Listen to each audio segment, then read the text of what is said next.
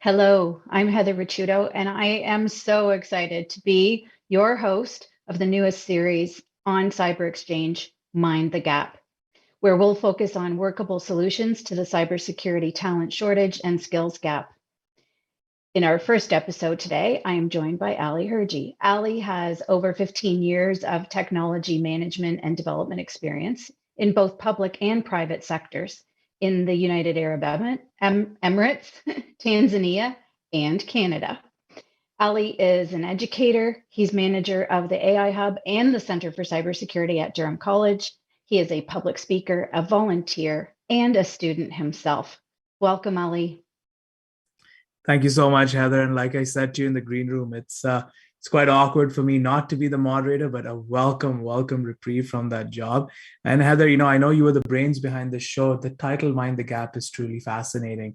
I think gaps are important. When you think about a gap and you think about the subway track and you think about why those gaps exist, it's to prevent corrosion and prevent friction.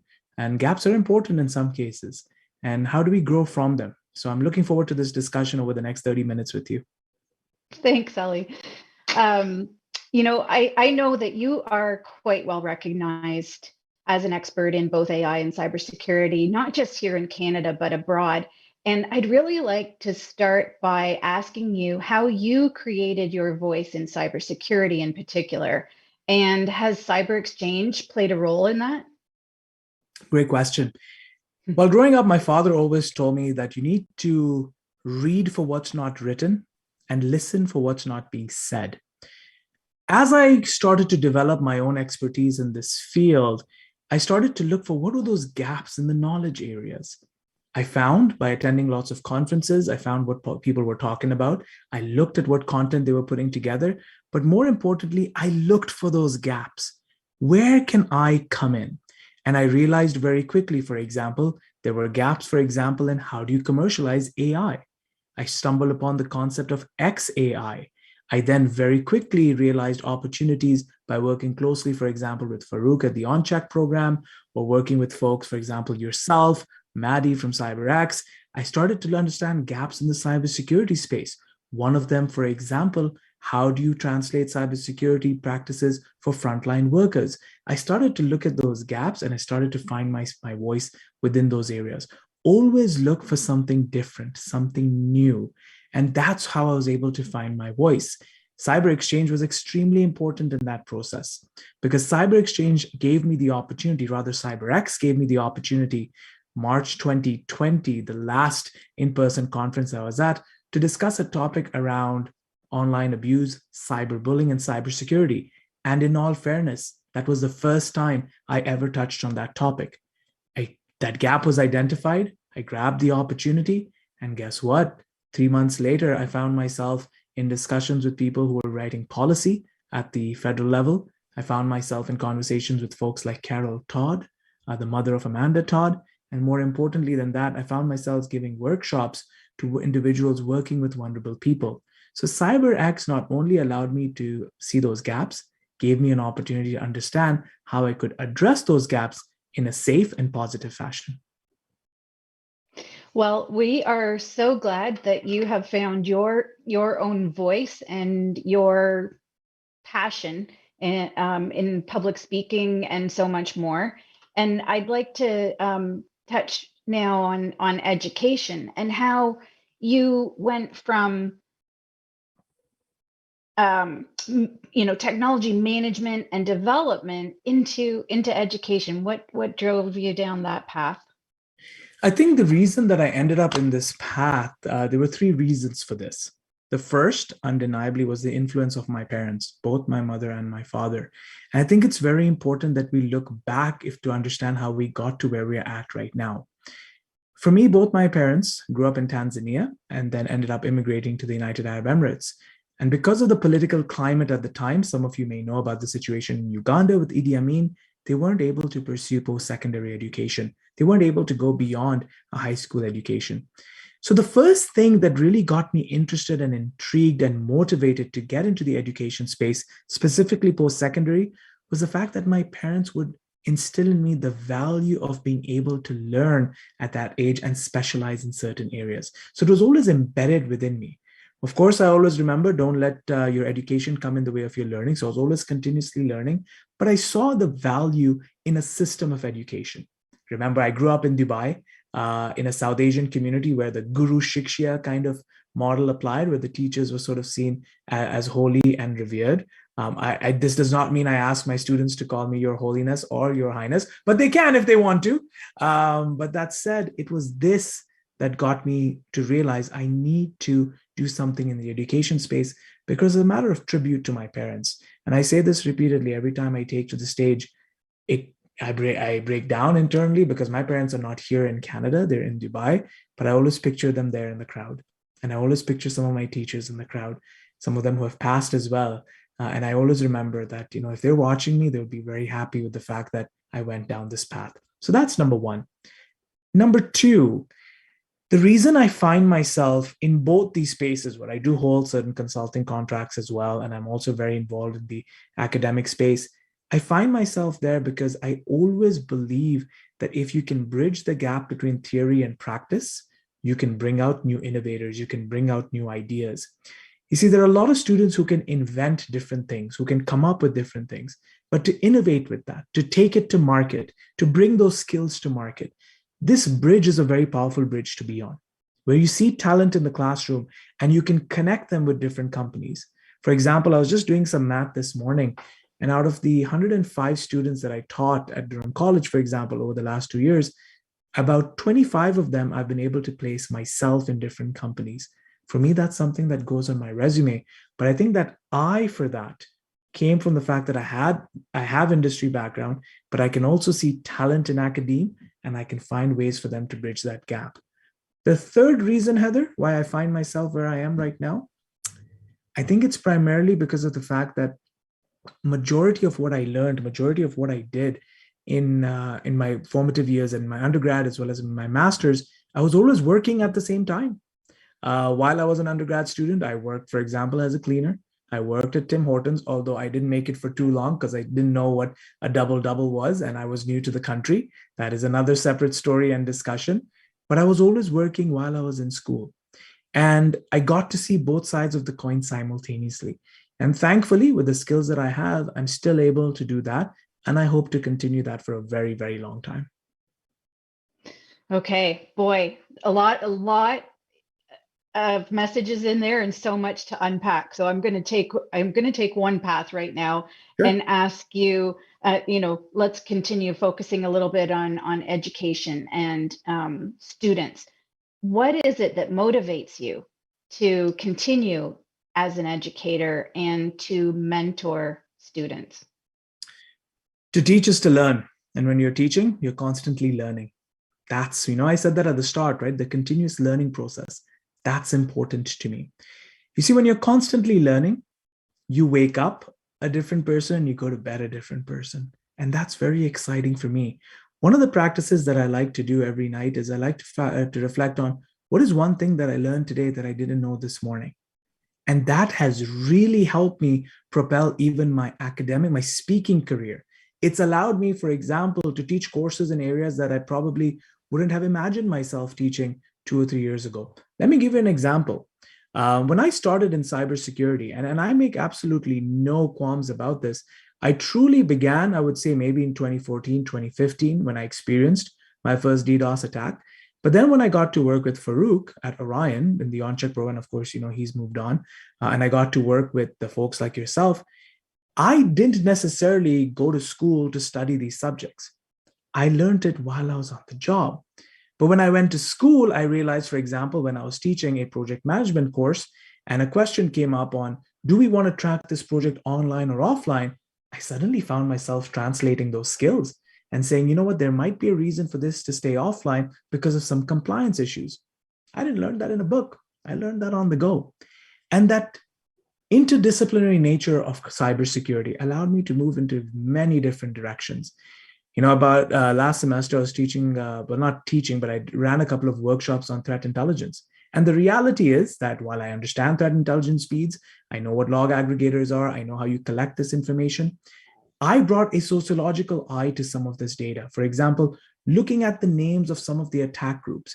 Given my own cultural knowledge of, let's say, the Middle East, understanding the relationships between certain areas of the Middle East and how you could look at those synonyms or those names as codes for something else. You realize how multifaceted cybersecurity is, and every day you can bring something new to that space. There's so much to learn in cybersecurity, like you say, every single day, and you just have to be willing to learn and to keep up your own skills. And so speaking of keeping up your own skills, I know that on top of everything we've already talked about, you're currently working on your own PhD in communications. Tell me a bit about that, Yeah. because honestly, I'm in awe. I don't know how you do it all. I don't think you sleep. No, I sleep and I sleep very well. Let me tell you that much. With my PhD, it's been a little slower than I expected, primarily because of the pandemic. I do value in-person instruction. My supervisor is Dr. Anna Hudson, who was actually with me when I did my master's, and has been one of the reasons that I would say I've been successful in finishing my master's, but more importantly, also pursuing the PhD at my own pace. Here's what I'll say to people about why I'm doing the PhD. There are two reasons for that. Number one, when you are a PhD, it keeps you in the system. It keeps you to understand how to actually publish with an academic voice. Often, and I say this very, very carefully, when I give, for example, on Tuesday, I'm keynoting for ISC Squared. Often I can say things, but not necessarily back it up with a solid citation. When you work in the PhD world, you realize the importance of those citations and validating those citations. You go into a meeting where you are, for example, claiming that a particular threat vector is eminently going to target your sector or organization. How do you cite your information? How do you bring that together in a formal way that can be cataloged and processed for next steps? The PhD has taught me a lot of that. But number two, what is super important for me is while Dr. Anna Hudson focuses and specializes in the arts and in communication, I've been able now, for example, to bring cybersecurity discussion to what does this mean for artists in the North, for example, and in our indigenous communities when they choose to digitize their art. I'm tackling subjects like what does the NFT world mean for indigenous art, as an example. So what you realize very quickly is that when you're doing your PhD, you learn a lot of interesting process, you get to explore new technologies, but more importantly, you get to meet people along the way who have had impact globally, but more importantly, who have also had impact in the very country that I live in. So that's the motivation for me behind the PhD. It's definitely going a little slower than I expected, but that's a decision by design. I'm looking forward to being back in person where I can spend some more time on the weekends in the libraries there and continue my work. And no doubt about it, Heather, it is a commitment. It does require you to sacrifice a few things. And that's a choice that you have to make. And if it's not for you, that's absolutely fine. Let's go back now to Durham College, if you don't Sure. mind. I want to talk about the Center for Cybersecurity. So the Center for Cybersecurity officially opened in February of 2020. I know because I was there, and I moderated the opening. And I know. And of course, that was right before lockdowns started in March around these parts. And so one of the last times that we saw each other in person.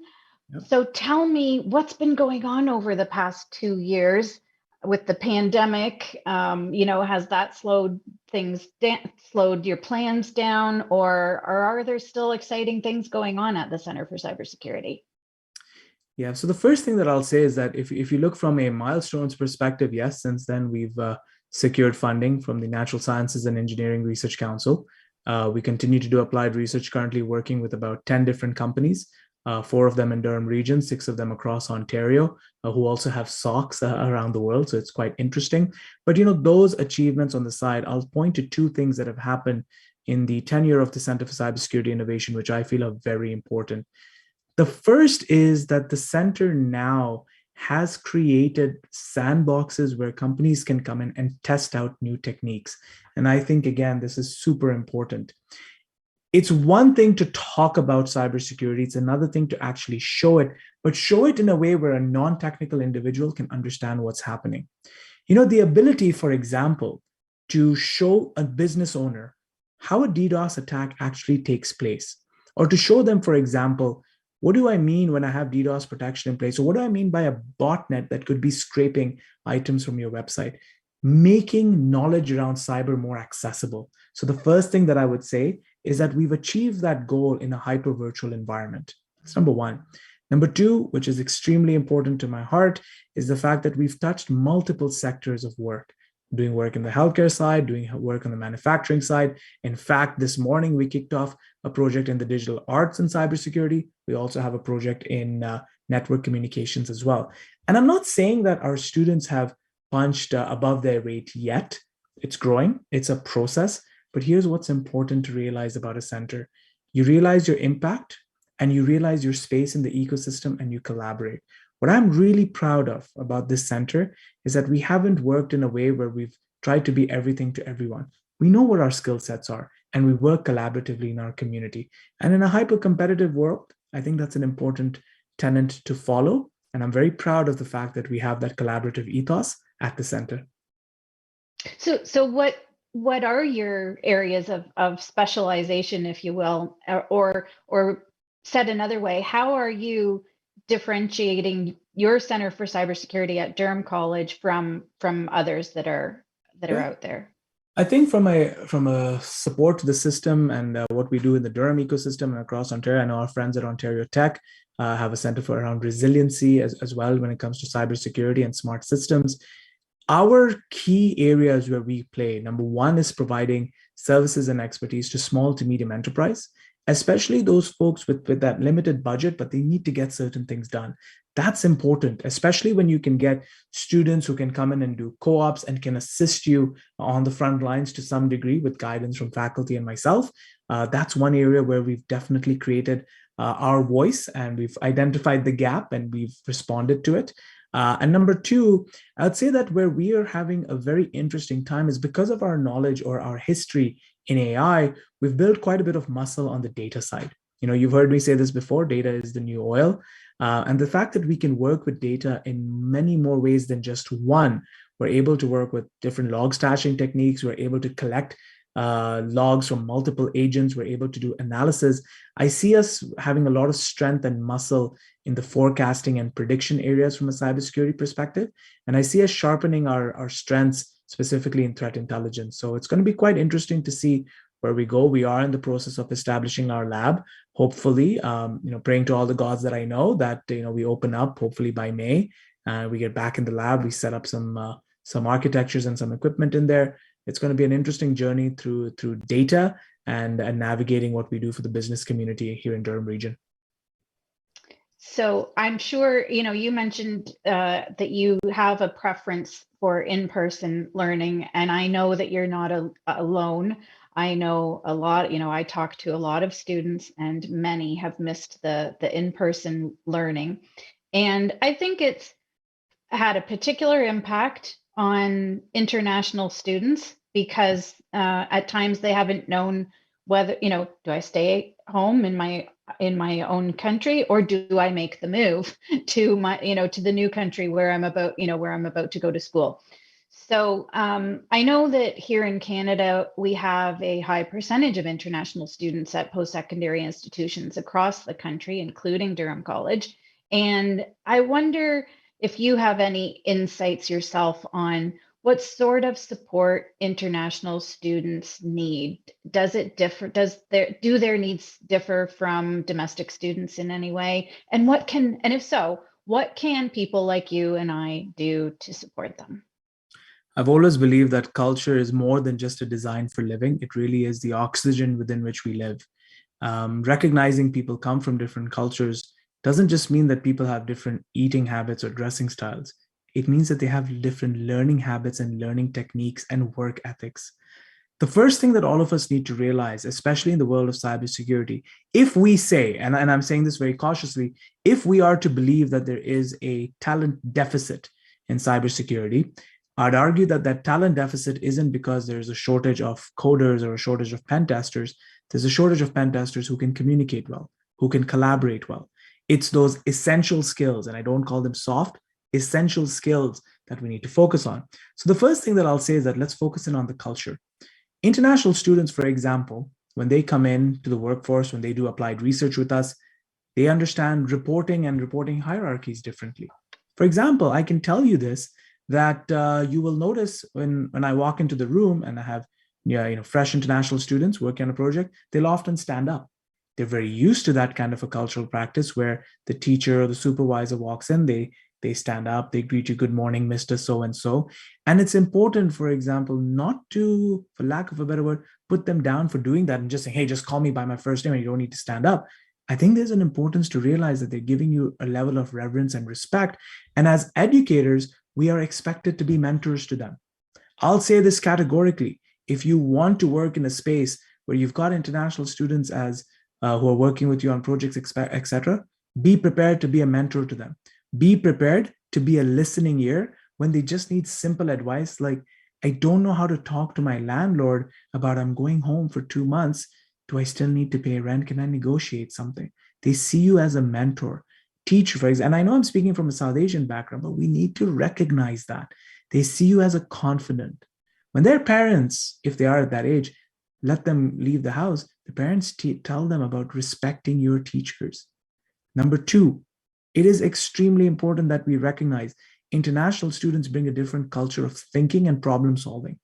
I, for example, when I'm problem solving, I often think in my native language, and we need to respect that. I don't have an issue with my students if they're in a group where everybody understands their language, thinking through a problem in, let's say, Hindi or Spanish or Portuguese for that matter. Yes, the language of operation is English, but if that group understands this and it's helping them problem solve a little bit better, I think different languages allow you to talk about issues and problems or allow you to see gaps that you wouldn't see in the English language for that matter. And I think it's important that we recognize and appreciate that. And I say this as a Canadian, and I'll say it openly. We don't pay homage to different languages by just incorporating a word like guru into the English language. There are other things that we need to do. So for me, I do allow my students, if that group is okay with it, to have those discussions and to enjoy that. Number three, which I find is extremely important when it comes to working with international students, is recognizing that they have certain stressors around what happens after their graduation. And a lot of this triggers them because, yes, if they're expecting to stay in the country, they're pressured in different ways. They are pressured to find a job quickly. You may find them, for example, pressuring you for an interview or trying some unconventional methods to meet with you. Be kind, be respectful to that. Everybody's journey is different. And for me, having this perspective has allowed me to build relationships with these students. But more importantly, when it comes to that call that I get, that would you hire this person? We're doing a reference check on them. I can speak from a truthful and a 360 perspective. The onus really is on us to create safer spaces for them and better dialogue where not only they learn from us, we learn from them and build a stronger Canadian society from a cyber perspective or any talent perspective. You know, you've really made me think about something because I'm realizing that, you know, we talked just now about international students, but what about, young professionals who have moved to, or even professionals for that matter, who have just moved to Canada. They don't have a family support system here. I think there's so much that we can do as Canadians to help them, extend a hand. I think Take them under our wings because I'm sorry, Ali, I was just going to say, you made me think about a young woman I used to mentor whose family was back home in India. And there were health issues going on with one of her parents at home. She had nobody here from her family. And she went through so much emotionally and actually thought she couldn't talk to anybody at work about it. But then when she realized, one day when she finally opened up to her manager and she realized how much support she could get from and how supportive he was of what she was going through, it made all the difference. Absolutely. And I think creating that dialogue, creating those connections, but more importantly, for professionals that are coming in from skilled professionals, especially in cybersecurity, I do believe that these groups that exist like IC Squared, ISACA, et cetera, leading cyber ladies, They have specific advocacy arms that reach out, VCs for that matter, that reach out to such communities. We need to keep doing more of that. I know we've come to the last couple of minutes, but at the start when you asked me what impact has CyberX and Cyber Exchange had, it's about that bridge, the bridge to these groups. And I've seen many folks, Sharifat is a very good example, who came in from Nigeria and now is in Alberta, I believe, but build bridges on the basis of this. We have to continue to create spaces like this, and we need to continue to work together in order to achieve more opportunities for the professionals that are coming into Canada. Agreed. Okay, we do only have a few minutes left, but I know we have a couple of questions from our listeners, and one of them is, why is it important to brand yourself in cybersecurity? Any thoughts on that? I guess the good camera quality that I have over here is showing my hoodie, which says my Twitter handle, Abbas Speaks. Yes. I don't know if you can see that. Yes. I think it's extremely important. Remember, I talked about finding those gaps and then addressing them. Well, when you're addressing those gaps, you're creating your voice. You're creating the way in which you speak. Brand is important because you stand out. Brand is important because you can be recognized from within a crowd. I've focused on certain elements that I do well, and I continue to, I wouldn't say cash in on them, but I continue to use those strengths to my advantage. If you're good at something, be humble about it, but make sure that you're talking about it so that people see those skills and take you up on them. Thank you. And we have one more. What are some challenges you faced when first getting into cybersecurity? So I'm going to use one of them, and that probably is a difficult one to talk about, but I will nonetheless, and that is the aspect of ageism. I was very young at the time. I have no shame in admitting that I'm 34 years old. I started breaking into the space when I was in my early 20s, and it was quite difficult to walk into a boardroom and tell folks why they needed to go down a particular training path or why they needed to do a tabletop exercise within the firm. I was blessed to have some very good colleagues, some that come to mind, Mark Grant at Orion, shout out to him, Farouk Nair, of course. Then I got to meet Maddie Raza. I met people like yourself, but in my early formative years, these were the folks with whom I was able to sort of break some of those barriers. And then a couple of years later, found myself keynoting before those very people that did not want to listen to me because what does this young kid know about our cybersecurity challenges? It was very nice to sort of just see them in the crowd and give them a fist bump and say, yeah, maybe I know a thing or two, my 2 rupees of thought might be valuable. So that was a good moment for me, but I would say that was definitely one of the challenges that I faced. And as I grow older, I don't think I'm facing it too much, but hey, might formulate in another way, but time is to tell. Well, let me tell you, it may formulate in another way. I know where you're going. About 20 years from now, my friend, yeah. you'll be worried about ageism on the other end of the spectrum, as you can see by my gray hair. I'm getting there, getting a few on my beard. So let me ask you any final words of wisdom before we wrap things up. Yeah, I would say I'm reminded of the quote which says, be like the flower that gives its fragrance even to the hand that crushes it. You might face yourself in situations where a professor puts you down, a colleague, a manager puts you down, somebody that rejects you for a job makes you feel like you're not worth even the application process. Move on from there. Learn from there and continue to move on. I think it's super important not to emit bad vibes, stay positive, look for resources that are around you, but more importantly, realize that growing is painful. And when you see certain gaps and you're trying to address it, there will be pain in the process, but it is worth it. And as my dad always reminds me, growing is indeed painful. So welcome to the club. And if I can ever be of assistance to you, you can find me on Twitter at abbasspeaks.com, or you can often find me on Cyber Exchange. Reach out to me. Always happy to have a conversation.